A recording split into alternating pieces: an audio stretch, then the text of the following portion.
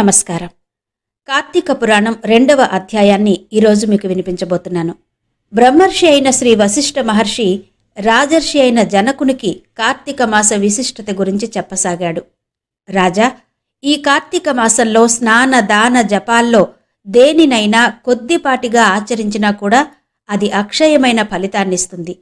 ఎవరైతే సుఖలాలసులై శరీర కష్టానికి భయపడి సోమరితనంతో కార్తీక వ్రతాన్ని ఆచరించరో అలాంటి వాళ్ళు 100 జన్మలు నీచ జన్మలెత్తవలసి ఉంటుంది. కార్తీక పౌర్ణమి నాడు స్నాన దాన జప ఉపవాసాల్లో ఏ ఒక్కటి కూడా ఆచరించని వాళ్ళు 1,000,000 పర్యాయాలు నీచ జన్మలు ఎత్తి చివరికి బ్రహ్మరాక్షసులుగా మారతారు. ఇందుకు ఉదాహరణగా ఒక కథ చెప్తాను విను అంటూ చెప్పడం మొదలుపెట్టాడు. పూర్వం ఆంధ్రదేశంలో తత్వనిష్ఠుడనే బ్రాహ్మణుడుండేవాడు.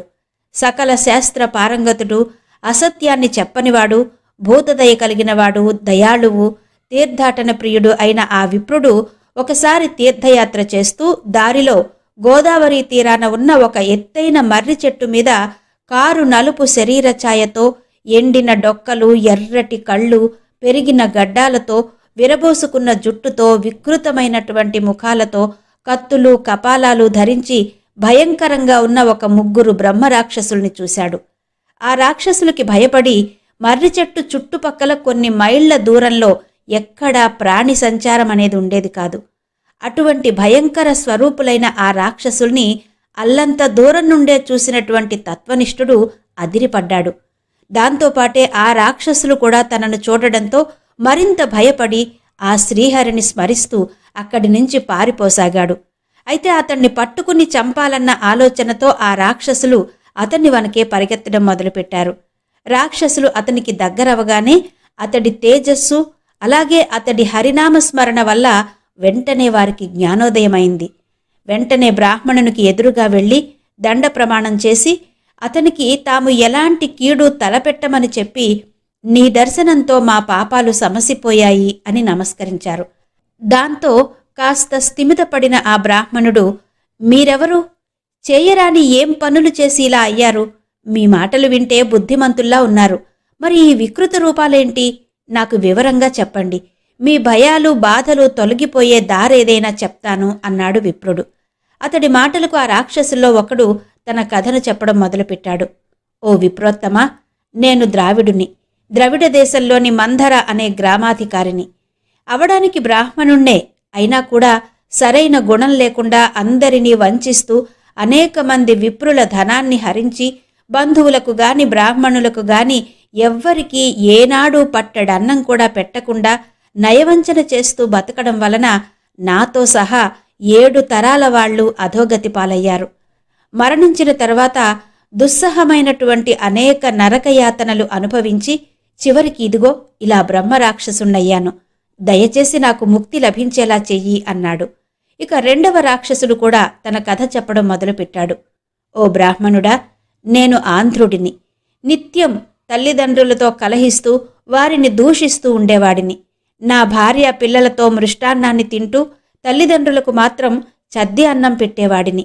ఎవ్వరికీ ఏమీ పెట్టకుండా విపరీతంగా ధనం సంపాదించి గర్వంతో ఉండేవాడిని.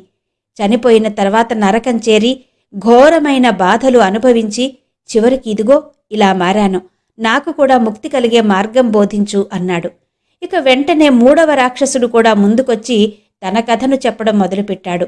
ఓ బ్రాహ్మణుడా, నేను ఆంధ్రదేశ బ్రాహ్మణుణ్ణి. విష్ణు ఆలయంలో పూజారిగా ఉండేవాడిని. కాముకుడుగా అహంభావిగా అయి పరుషంగా మాట్లాడుతూ ఉండేవాడిని. భక్తులు స్వామివారికి అర్పించే కైంకర్యాలను కూడా వేశ్యలకిచ్చి విష్ణు సేవలను సక్రమంగా చేయక గర్వంతో తిరిగేవాడిని. చివరికి గుడి దీపాల్లో నూనెను కూడా దొంగిలించి వేశ్యలకు ధారపోసి వారితో సుఖంగా గడిపేవాణ్ణి. పాప పుణ్య విచక్షణ తెలియకుండా ఉండేవాణ్ణి. నా దోషాలకు ప్రతిఫలంగా నరకాన్ని చవిచూశాను.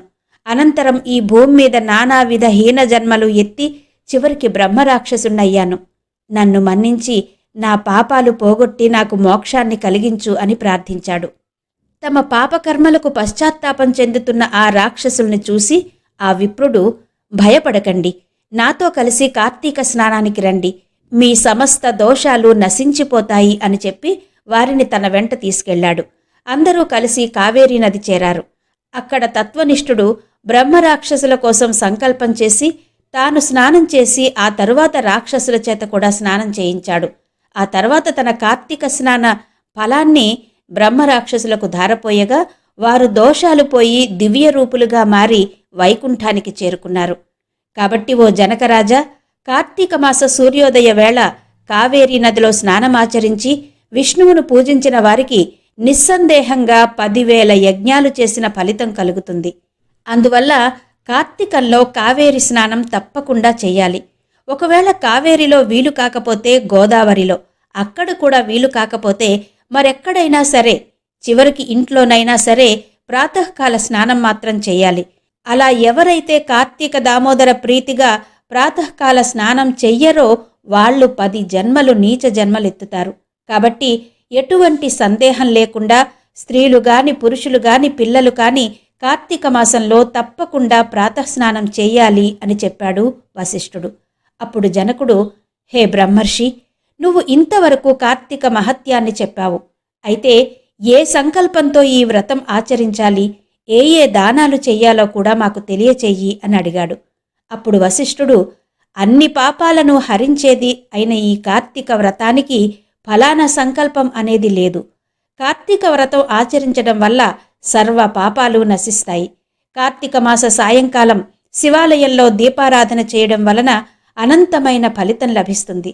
శివాలయ గోపురం మీద గాని, శిఖరాలలో గాని, శివలింగ సన్నిధిలో గాని దీపారాధన చేయడం వల్ల అన్ని పాపాలు నశించిపోతాయి. ఎవరైతే కార్తీకంలో శివాలయంలో ఆవు నేతితో కానీ, విప్ప నూనెతో కానీ, నారింజ నూనెతో కానీ దీప సమర్పణ చేస్తారో వాళ్ళు ధర్మవేత్తలవుతారు. చివరికి ఏ నూనె దొరకకపోతే ఆముదపు దీపాన్నైనా సమర్పిస్తే అత్యంత పుణ్యవంతులవుతారు. దీనికి గాను నీకొక ఉదాహరణగా ఒక చిన్న కథ చెప్తాను అని చెప్పడం మొదలుపెట్టాడు వశిష్ఠుడు. పూర్వం పాంచాల దేశాన్ని పరిపాలించే మహారాజు కుబేరుని మించిన సంపదలు ఉన్నప్పటికీ కుమారులు లేని కారణంగా కుంగిపోయి తపస్సు చేయసాగాడు. అప్పుడే అటుగా వచ్చిన పిప్పలుడు అనే ముని అతని తపస్సుకు కారణం అడిగి తెలుసుకుని, ఓ రాజా, ఈ మాత్రం కోరికకు తపస్సుతో పనిలేదు. కార్తీక మాసంలో శివప్రీతిగా వ్రతమాచరించి బ్రాహ్మణులను దీపదాన దక్షిణలతో సంతోషపెట్టు. అలా చేస్తే నీకు తప్పక సంతానం కలుగుతుంది అని చెప్పాడు.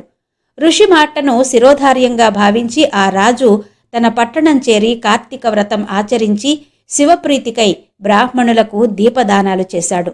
తత్ఫలితంగా మహారాణి ఒక మగ శిశువుకు జన్మనిచ్చింది. రాజదంపతులు ఆ శిశువుకు శత్రుజిత్తు అని పేరు పెట్టారు.